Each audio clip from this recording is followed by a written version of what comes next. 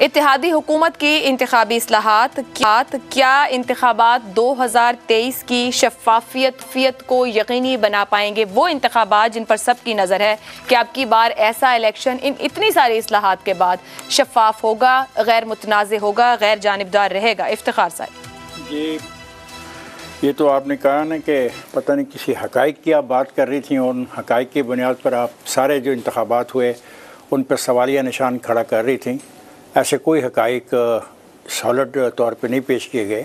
جزوی طور پہ کہیں کوئی دھاندلی ہوئی ہو، جزوی طور پہ کوئی ایسی حرکت ہوئی ہو جس سے انتخابات پر کوئی کسی کا شک بنا ہو تو علیحدہ بات ہے، لیکن انتخابات عمومی طور پہ جو نتائج لے کے آتے ہیں وہ درست ہوتے ہیں، اور ہمیں عادت پڑ گئی ہے کہ ہم چونکہ کہ الیکشن ہار جاتے ہیں تو ہم ان انتخابات کے اوپر سوالیہ نشان کھڑا کر کے جمہوریت دشمنی کا کھل کے اظہار کرتے ہیں۔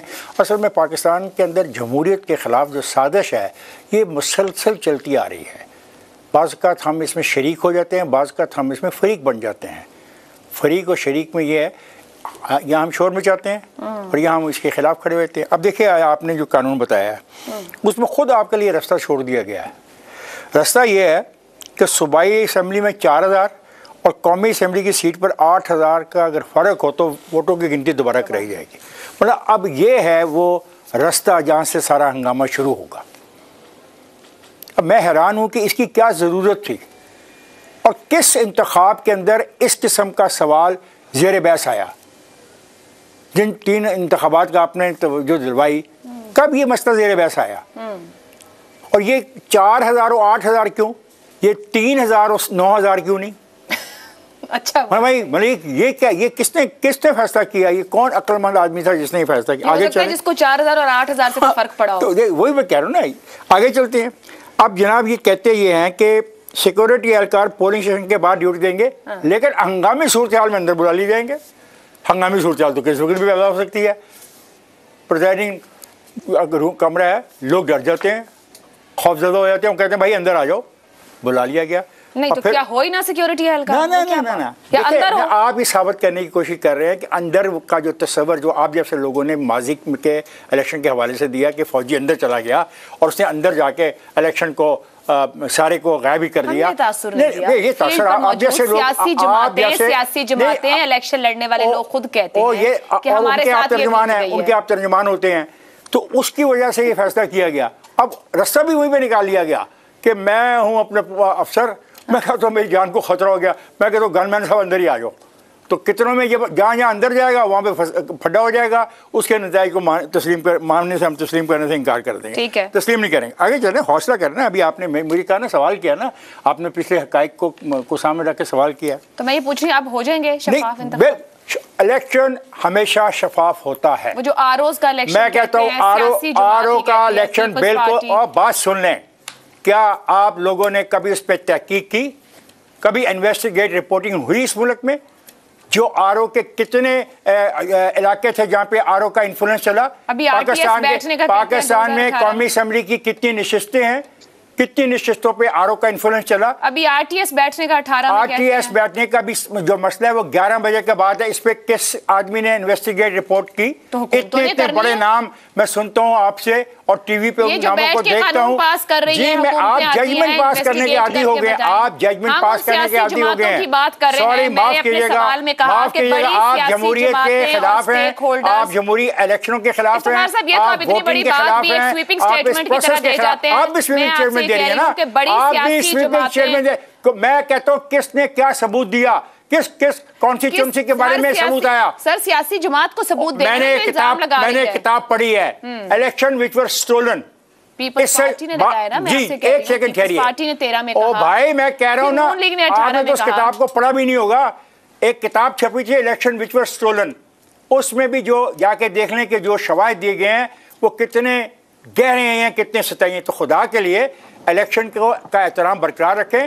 الیکشن ہونے سے پہلے ہی آپ کے سوالات ہیں کہ وہ شفاف ہوں گے نہیں، یہ بہت ڈینجرس رویہ ہے۔ میں اصلاحات کی بات کر رہی ہوں، پچھلی اصلاحات کے بعد الیکشن کو انہی سیاسی جماعتوں نے متنازع، میں آگے بڑھ رہی ہوں اگلے پینلسٹ کی طرف، متنازع بنایا اور سوال اٹھایا اس کے اوپر۔ شہزاد چودھری صاحب، آج پھر وہی سیاسی جماعتیں بیٹھ کر اندر اصلاحات کر رہی ہیں، جیسے بھی 4000 اور 8000 والی بات کر دی۔ میثاق جمہوریت کے اندر بھی لیول پلینگ فیلڈ کی بات کی گئی. سمجھ ہے ان سیاسی جماعتوں کو جمہوریت کیا ہے, جمہوریت کس ڈھب پر ہونی چاہیے, انتخاب کیسے ہونا چاہیے, اصلاحات کیا ہونی چاہیے, اور یہی سیاسی جماعتیں اپنی کی گئی اصلاحات کے نیچے ہونے والے انتخاب پر انگلی اٹھاتی ہیں. کیا اب کی بار نہیں اٹھائیں گی؟ لیول پلینگ فیلڈ ملے گی سب جماعتوں کو؟ ہاں عائشہ بالکل آپ نے صحیح کہا. دیکھیے مزے کی بات تو یہ ہے کہ یہی جو اصلاحات ہیں یا ان کے اندر جو باقی اصلاحات 2017 کے ایکٹ میں جو پی ٹی آئی پرپوز کر رہی تھی جب اپنے دور حکومت میں, تو یہی اپوزیشن جو آج حکومت میں ہے اس وقت کی اپوزیشن جو تھی اس نے بالکل سختی سے اس کی مخالفت کی تھی اور اس سے ایگری نہیں کیا تھا. آج وہی ساری چیزیں جو انہوں نے کہی تھیں وہ بھی قبول ہو گئیں اور اس کے ساتھ بہت کچھ اور بھی. اس کو کہتے ہیں اومنی بس بل. اصل میں میرا خیال یہ تھا کہ آپ کے اس سوال کے اندر جو چیز چھپی ہوئی ہے, ایلیفینٹ ان دا روم, وہ یہ ہے کہ جو نگران حکومتوں کا جو سپیس بڑھائی گئی ہے, جس طرح سے ان کا دائرہ کار بڑھا دیا گیا ہے, اس سے جمہوریت کمزور ہوئی ہے.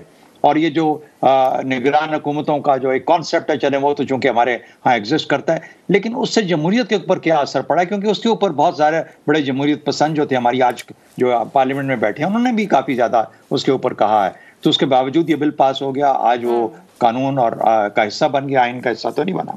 لیکن یہ ایک سوال ہے جو کہ ہمارے جو وہ لوگ جو کہ جمہوریت کے اوپر خاص رکھتے ہیں, قدر رکھتے ہیں, خاص اس کو پڑھتے ہیں, جانتے ہیں, ان کو ضرور اس پہ بحث کرنی چاہیے کہ اصل میں اس طرح کے معاملے سے جو اب نگران حکومتوں کو اتنی طاقت دے دی گئی ہے, جس کے اندر کہ پرائیویٹائزیشن تک کے معاملات ہیں یا باقی چیزیں ہیں, یہ کس حد تک جو جمہوری عمل ہے اس کو نقصان پہنچا سکتے ہیں. لیکن آپ کے بنیادی سوال کے اوپر الیکشن اتنے ہی شفاف کر سکتے ہیں. ایکچولی 2 دن پہلے ہم نے اس پہ بات کی تھی کہ نگران حکومتوں کے پاس کیا منتخب حکومتوں والا اختیار ہونا چاہیے. ہم 2 دن پہلے بات کر چکے, مگر آج سینیٹرز نے بھی اس پر اعتراض اٹھایا. ثانیہ نشتر صاحبہ کہہ رہی ہیں 2 یا 3 ماہ کی حکومت کو اتنے زیادہ اختیارات کیوں دیے یا اتنا مضبوط کیوں. رضا ربانی صاحب نے بات کی نجکاری کی جو آپ کر رہے ہیں, لیکن آپ ضرور اس پہ بھی اپنا رائے دینا چاہیں تو دے سکتے ہیں. میں مکمل طور پہ ایگری کرتا ہوں, کیونکہ جو بھی 3 یا مہینے ہوں, 4 مہینے ہوں, 6 ہوں, اللہ کرے 2 ہی ہوں صرف, یا 3 ہوں ایٹ دا موسٹ, کیونکہ اس نے حکومت تو چلانی ہے, تو اس لیے اس کا کام, اب یہ ہمارا بنیادی پرابلم ہے کہ ہم نے ایک نگران حکومت کریٹ کر دی ہے, ورنہ حکومتوں نے اور ریاستوں نے اور عوام نے اور معاشرے نے تو چلنا ہی چلنا ہے. اس لیے فیصلوں کو روکا نہیں جا سکتا, میں تو اس چیز کا دائی ہوں. لیکن جب تک الیکشن اپنے وقت پہ یہ کروا دیتے ہیں جو کہ 2 مہینے میں یا 3 مہینے میں ہونے چاہیے, مجھے کوئی فرق نہیں پڑتا کہ آپ کس قسم کی طاقت ان کو دیتے ہیں, یعنی لیکن یہ میری ذاتی رائے ہے.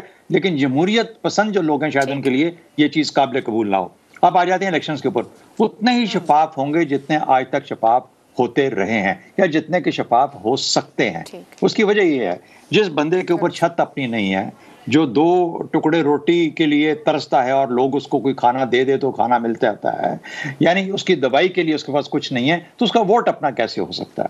جو معاشرہ جس طرح سے ہم پاکستانی عوام ہیں اور 99% عوام اسی طرح سے ایگزسٹ کرتی ہے, ان کا ووٹ اپنے تو ہے ہی نہیں بیچاروں کے. وہ کسی نہ کسی سیٹ, کسی نہ کسی کرایہ دار, ٹھیکے دار, کسی کے وہ اس کے نیچے ہیں. اس کی بنیادی وہ جہاں اشارہ کرے گا کسی اپنے ٹرائبل چیفٹین کے نیچے, کسی سردار کے نیچے, وڈیرے کے نیچے, ادھر اشارہ ہوگا وہ صرف چل پڑیں گے اور وہ ووٹ کریں گے. بدقسمتی ہماری یہ ہے. تو اتنا ہی یہ ہوگی چیزیں. جلدی سے چند چیزیں آپ کو بتاؤں. ٹرمپ نام 2020 میں جب الیکشن ہوا تو اس نے سب سے پہلے کہا کہ میں رزلٹ نہیں مانتا. اس نے کہا باہر سے اس کے اندر پرابلم ہوا. اس نے 2 اسٹیٹس کے بلکہ 3 اسٹیٹس کے گورنرز کو ٹیلی فون کیا کہ نتائج کو تبدیل کر دیا جائے. سوشل میڈیا کا معاملہ تھا. سوشل میڈیا کے معاملے میں الیکشنز اور مشکل ہوتے جائیں گے. قوموں کو ٹرین کرنا پڑے گا کہ نتائج کو قبول کرو. الیکشنز اس کے بعد بھی ہوئے, ٹرمپ کے الیکشن کے بعد فرانس میں ہوا, باقی جگہوں پہ, لیکن لوگ مانتے ہیں نتائج کو اور نتائج کو لے کے آگے چلتے ہیں. اس میں کوئی نہ کوئی تھوڑا بہت آگے کمی بیشی ہوتی ہے, لیکن اس کا یہ مطلب نہیں ہے کہ تمام کے تمام جو ہمارا نظام ہے اس کو الٹ پلٹ کر دیا جائے. یہ وہ چیزیں ہیں جن کو ہمیں سمجھنا چاہیے. فائنلی ایک چیز, اگر آپ کو اچھے الیکشن, اچھی سیاست اور اچھے سیاستدان چاہیے تو آپ کو ایک اچھا معاشرہ تشکیل کرنا پڑے گا. جب تک آپ اس کو پسا کے رکھیں گے اس معاشرے کو, عام آدمی کو اٹھنے نہیں دیں گے, تعلیم, صحت اور اس کے بنیادی حقوق کے کانٹیکس میں, وہ بندہ کبھی بھی اپنی مرضی سے ووٹ نہیں ڈال سکے گا. اور یہ طریقہ ہی ہے اس اصول کا, اس نظام کا, جہاں پہ یہ جو سیاستدان جنہوں نے کہ پاور ایلیٹس نے ہولڈ کیا ہوا سارا نظام اپنے ہاتھ میں, وہ عام آدمی کو اٹھنے نہیں دیتے. وہ اٹھے گا, آواز اٹھائے گا, تب آپ کی سیاست اور آپ کی قسمت بدلے گی.